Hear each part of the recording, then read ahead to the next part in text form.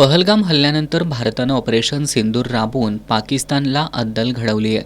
Operation सिंदूरमधील जवानांना कोल्हापूर ते पंढरपूर असा तब्बल 250 किलोमीटरचा सायकल प्रवास करून शिवभक्त राम कारंडे हा सायकलपट्टू सलाम करणार आहे. ते कोल्हापुरातून पंढरपूरला रवाना झाले. त्यांच्या समवेत माजी सैनिक असलेले सायकलपट्टू दिनकर पवार हे देखील आहेत. यंदाच्या वारीला आम्ही एक विशेष उपक्रम करत आहे.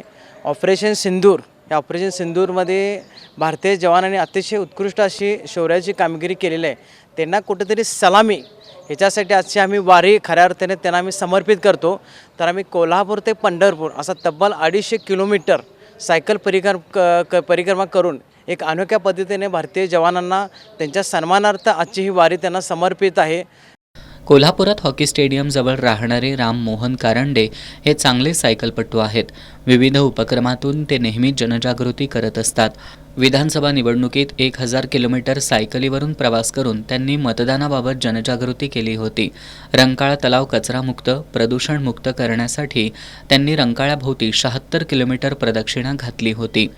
ऑलिम्पिकवीर स्वप्नील कुसाळेला शुभेच्छा देण्यासाठी रंकाळा तलावाला 16 फेऱ्या मारल्या होत्या. निरोगी आणि नशामुक्त भारताच्या जनजागृतीसाठी एक चळवळ सक्षम सायकल मोहिते अंतर्गत त्यांनी 30 गावांमध्ये जनजागृतीचं काम केलं होतं.